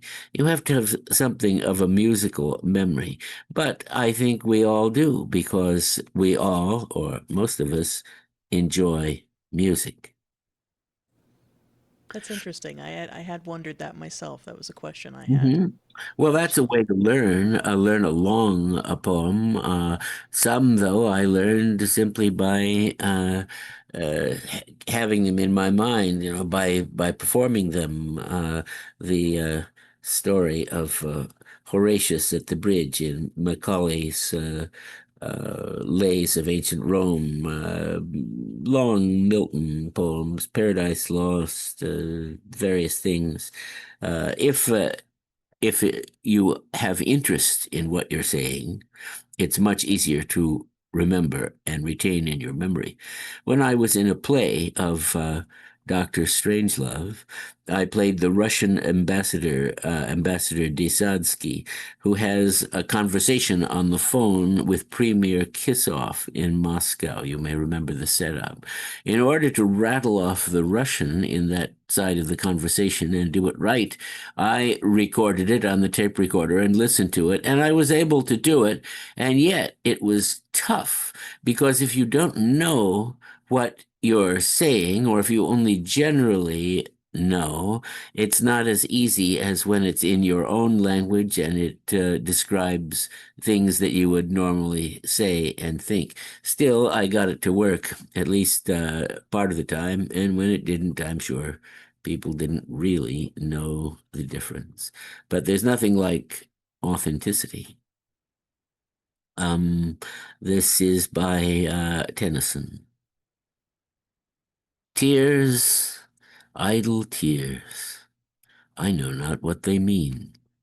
Tears from the depths of some divine despair rise from the heart and gather in the eyes when looking on the happy autumn fields and thinking of the days that are no more. Fresh as the first beam glittering on a sail that brings our friends up from the underworld. Sad as the last, which reddens over one, which sinks with all we love below the verge. So sad, so fresh, the days that are no more. Ah, sad and strange as in dark summer dawns the earliest pipe of half-awakened birds to dying ears, when unto dying eyes the casement slowly grows a glimmering square. So sad, so strange, the days that are no more. Dear as remembered kisses after death, and sweet as those by hopeless fancy feigned on lips that are for others, deep as love, deep as first love, and wild with all regret. O death in life, the days that are no more.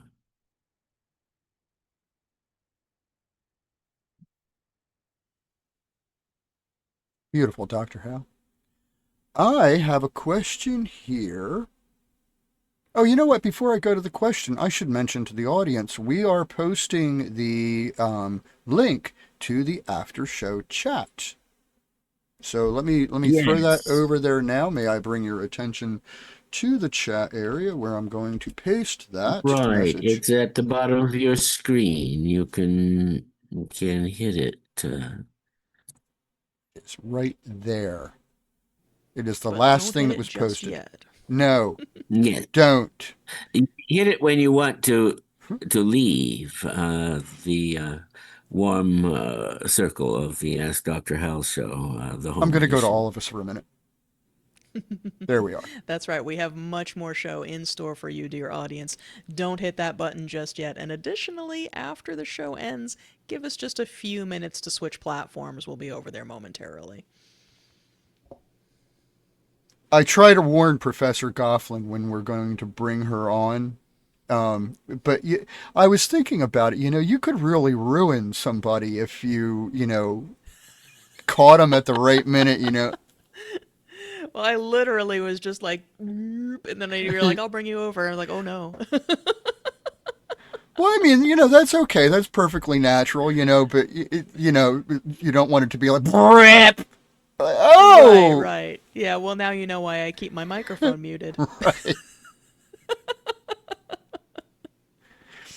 So anyway, yeah, that's it, a live. We do a live show here, and we've got a couple of pieces that are pre-recorded. The guest spots and the monster movie moments and that sort of thing. But it's stuff happens. Like I bleed. So Yes. Blood, sweat, tears, it all goes into this show.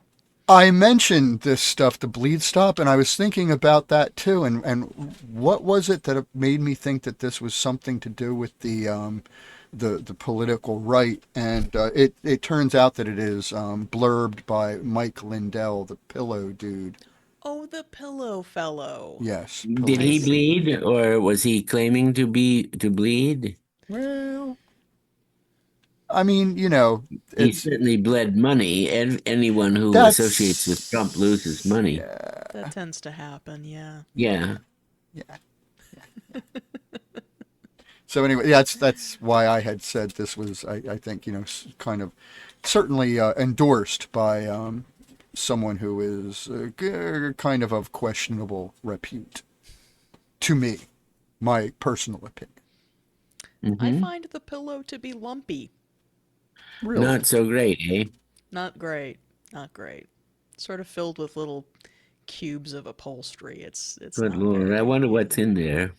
Yeah, I think it's just sort of upholstery, filling, foam, cubes. Remains of workers underpaid who fell into the... Yes, urine. doubtless. Of Kittens.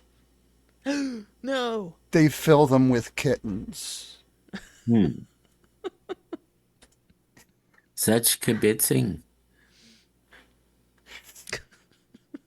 And now watch, tomorrow I get a cease and desist letter. How dare you Right, I say? think this is How libel. I think dare we're starting you? to-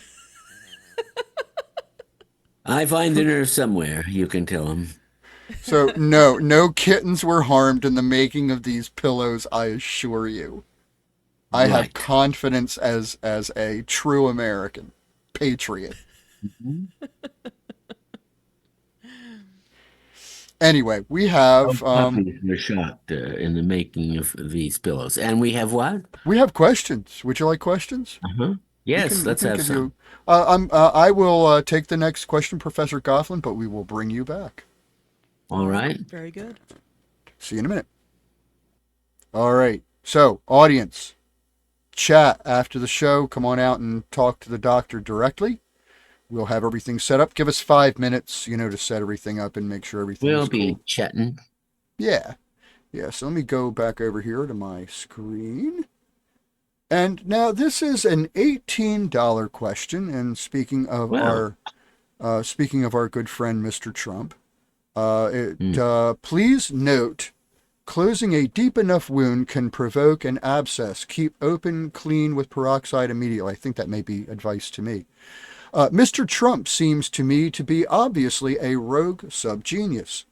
How can a rogue subgenius be turned from the path of evil and not the good kind to good evil path of Dobbs?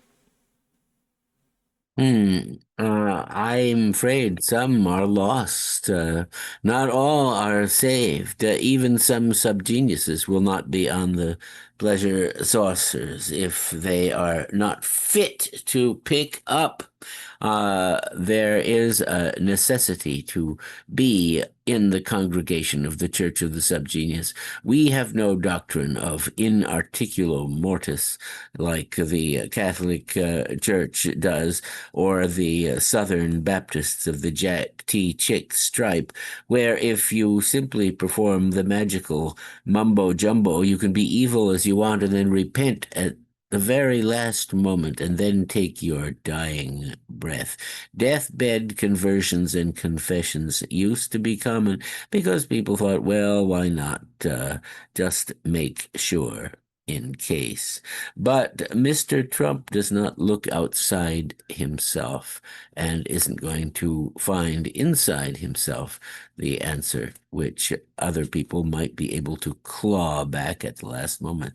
And there's also a judgment, according to what we are told by all religions. One must get through this necessary prophylactic procedure. Just consider that you yourself are heaven and hell, as Omar Khayyam said, because if you can live with yourself forever or for a long time in the afterlife, you can be in heaven. But if you can't live with yourself and you bring all the angst and selfishness and cruelty to the afterlife, then it continues throughout an eternity to rain back on you.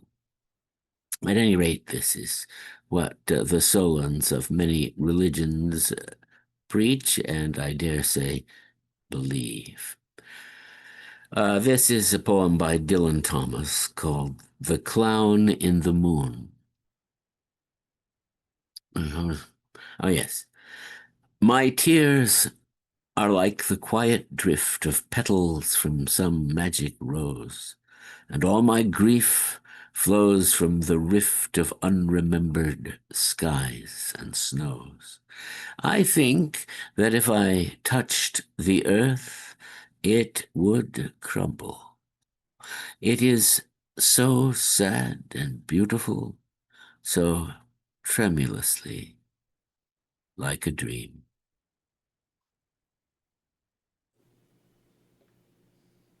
Beautiful. Thank you, Dr. Hal. I have here yet another $30 question.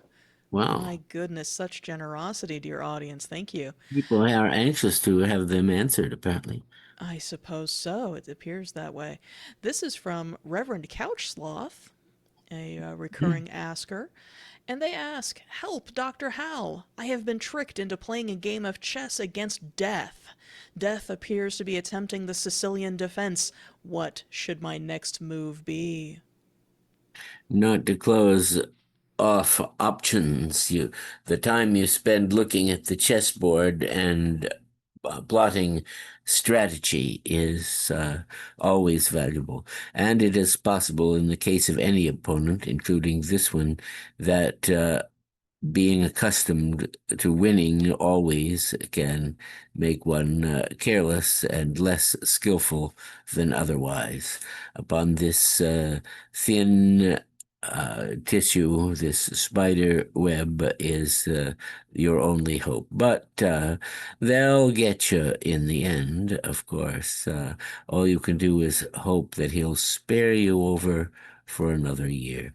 But give him an interesting game, and he may be in a more giving mood. This is an excerpt from the Rubaiyat of Omar Khayyam. I mentioned Omar earlier. Myself, when young, did easily frequent doctor and saint, and heard great argument about it and about.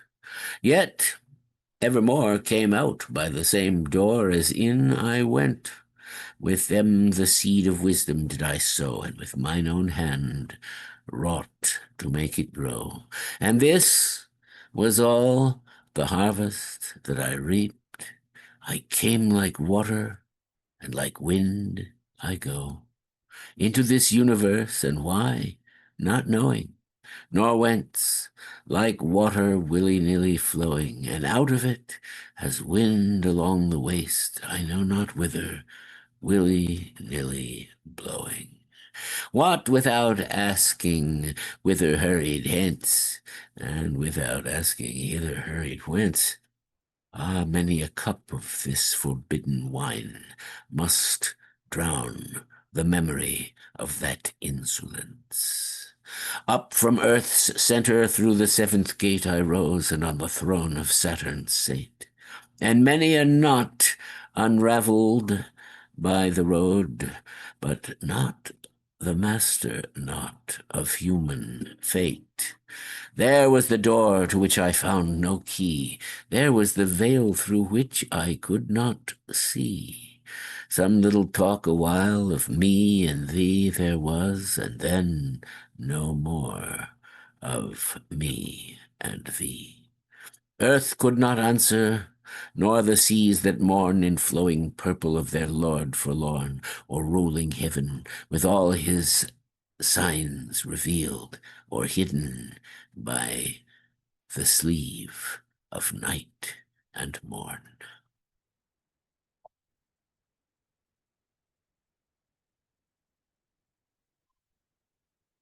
Beautiful, Dr. Hal.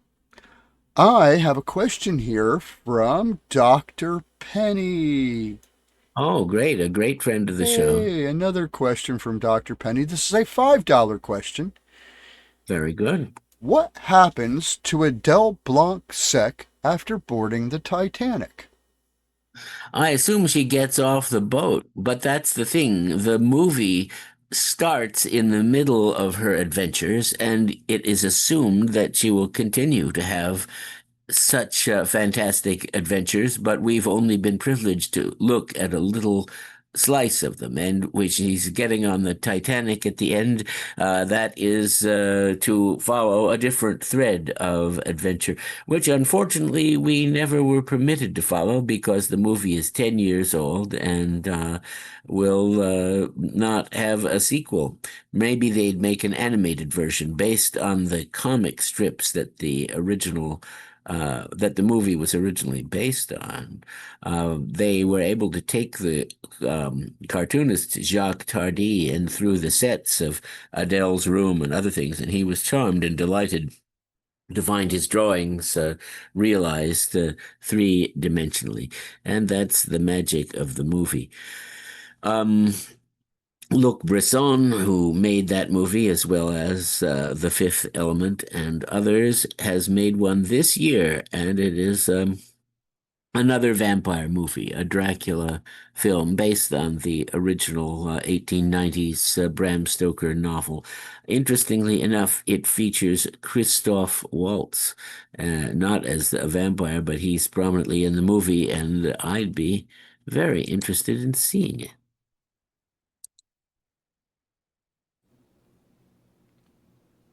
Interesting. All right. I have here what appears to be the last question. I'm not sure that it is, but The let's very check. last question. Let's see. This one is, oh my goodness, again from our dear friend, Dr. Wolfgang Amadeus Gotterdamerong. Wow, It he's is really a, asked a lot my this goodness, time. I hope yes, we can satisfy him. indeed. Well, this is a $12 love offering. All And the right. question attached is, imagining an alternate Carlton comic universe, who would have been good artists for a Guanji comic book series or a Ymir comic book series? Anyone better than they used to have the Dell Guanji comic, which is unbelievably terrible. My brother and I, my late brother, used to kid each other about it and even quote it because it was such a thudding failure of imagination compared to the movie. I think under the aegis of Harryhausen or of people who were fans, there were 20 Million Miles to Earth comics. I have never seen one, or if I did see it, I kind of forgot it because it was apparently not worth remembering. But it's interesting to note that there was a novelization of the story of the Ymir, the movie 20 Million Miles to Earth. And in this novelization, it gave you more than is in the picture. In fact, it had some scenes set on the planet Venus, where they first encountered the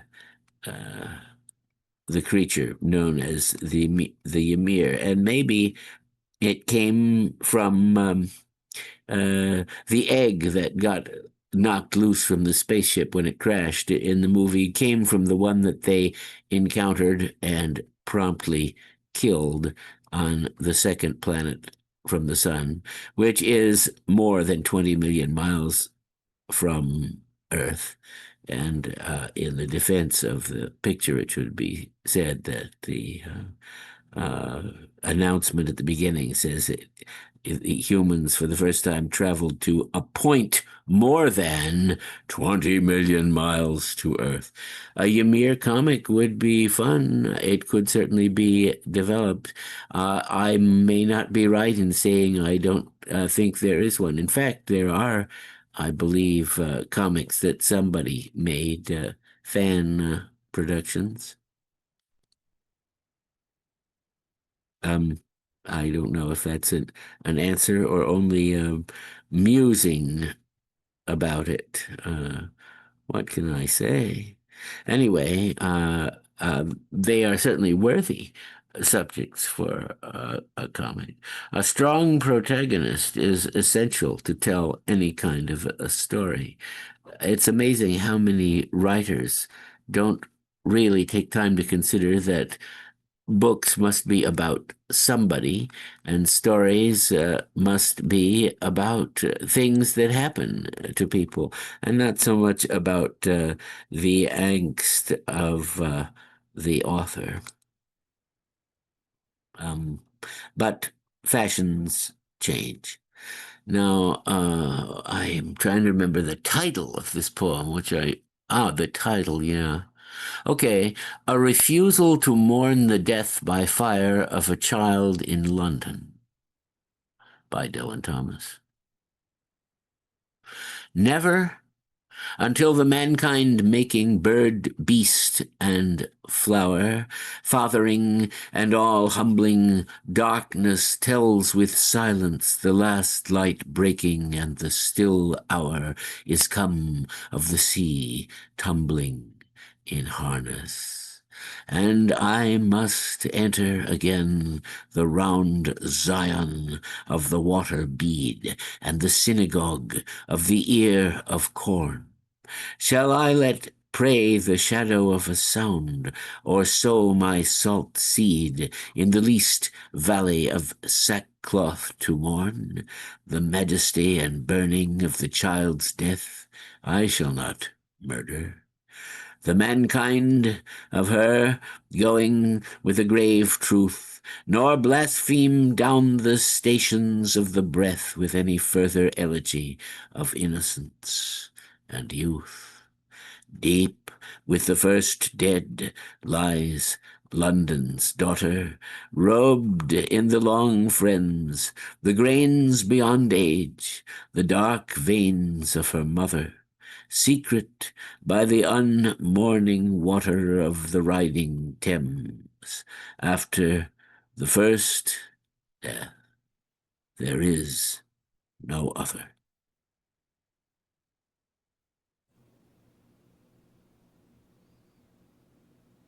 Wonderful, Hal. Well, we've spun those wheels a couple of times, and nothing else appears to be in the queue. So perhaps we have at this point done all that might be expected of us, but there's still the chat room to visit if that appeals to anyone who's followed us so far. let me throw that into the chat right now. Yeah, I haven't noticed that. I should take a look at the chat thing. I see, 78 chat messages? That's quite we've been very busy. Yeah, I guess yeah. Sharing is not turned on. What the hell? Well, who cares? I mean, yeah, what do you want to share for? You've shared enough tonight, Dr. Hal. Roll it up. I think so. Well, they're always offering options that you never considered to begin with. Oh, this is interesting, this communication in the chat box or in the chat stream, however you say it. So here it is, topic after Ask Dr. Hal Show, after show chat. That's the one. Indeed, and yes, you may find that also, dear audience, in the Twitch chat, but hold please, we will join you there momentarily. Don't go just yet. We still have more show for you in store. Oh yeah, we do. It's not over. Winding up. The end of the show is coming, and I hope you'll be there to see it, to experience it in its savagery and splendor. You must wait for the full-bodied woman to sing. That is so. Full-figured woman to sing. Right. To vocalize, to ovulate. Rubenesque, perhaps. Oh, I don't there you know. go. Rubens? That's tasteful. I like that's nice. Rubens-esque, well, surely. You know, funny. I'll mention something because I mention this to Joyce all the time. But if you go to the British Museum and you look at the wonderful things that they've stolen from everywhere in the world, and the bodies of the Greek women and how they are like real women. The hips are full. There's they have bellies. They have but oh They are my. idealizations, as one usually produces, but maybe they had models. Who knows? But they're The Venus goddesses. Libiga. Yeah, they're Yes, gorgeous. I mean, right, there's a lot to be absolutely. said for those full-figured people out in the world. They're Hmm. Yeah. male and female. Hmm. Because the men are modeled the same way. The men have love handles and Hmm. and all. But oh boy, do they have that six pack on the bellies and Yeah. they're Hmm. they're still they look The good. best of both worlds. Not Yes, what they call indeed. a dad bod these days. But I mean, they seem to depict real human beings, which is interesting considering Uh-huh. some of our fashions today to some of the more chiseled Not things. only did they depict real human beings, but they made every attempt to make them more real by painting them in lifelike flesh colors and putting clothes on them, as opposed to the Romans who thought statues should be made out of metal and only one color in their statuary groups, something which has lasted to our own time. Yeah, quite amazing. But anyway, we've got more to come. But that's all the questions for this evening. Let me roll this one more time because I'm superstitious. One more. Check it out. Nope, we're good. Nope. We're All gonna right. move smartly forward. Well, there will Audience be is other sated. times, as Cinderella's stepmother said. Audience, thank you very much. We very much appreciate your time. We appreciate you watching us. We Yes. appreciate you supporting Dr. Hal. Hope it was fun. Maybe see you at the chat room. Yeah, come Indeed, on out. yes. We'll be there. We'll see you in a bit. And so here's the rest of the show, and we'll see you at Right. the after show chat.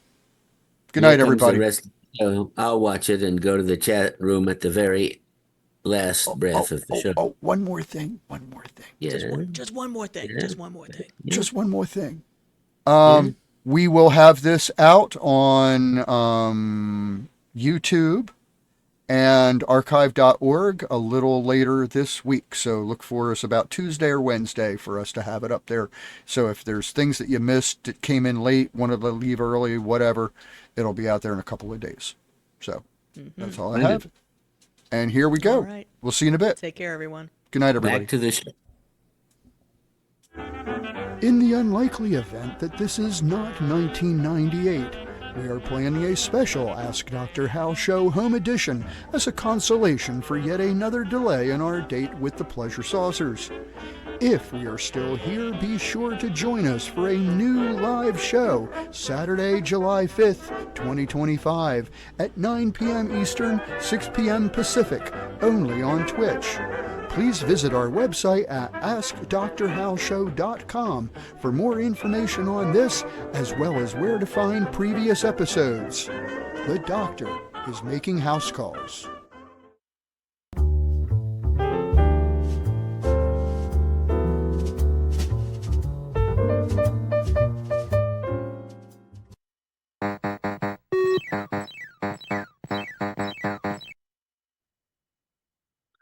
A Welsh incident.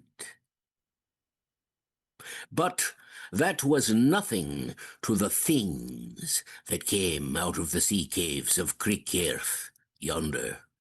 What were they? Mermaids? Dragons? Ghosts? Nothing at all of anything like that.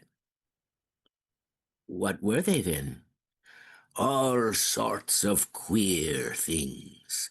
things never seen nor heard of nor written about, very strange, un-Welsh, utterly peculiar things. Oh, solid enough they seemed to the touch, had anyone dared it.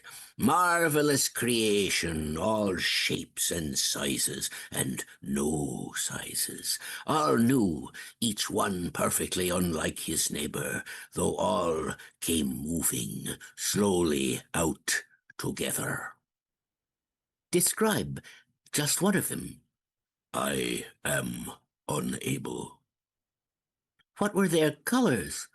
Mostly nameless colors, colors you'd like to see, but one was puce, or perhaps more like crimson, though not purplish. Some had no color. Tell me, had they legs? Not a leg nor a foot amongst them that I saw. But did these things come out in any order? Oh, who else was present? What was the day of the week? How was the weather? I was coming to that. It was 3:30 on Easter Tuesday last. The sun was shining. The Harlech Silver Band played Mach Hug Yesi on 37 shimmering instruments, collecting for Carnarvon's Fever Hospital Fund. The populations of Potherley, Crickcairth, Portmaddock, Borthrymaddock, Pembrin, Dindryth were all assembled. Crickcairth's mayor addressed them first in good Welsh, and then in fluent English, twisting his fingers in his chain of office, welcoming the things.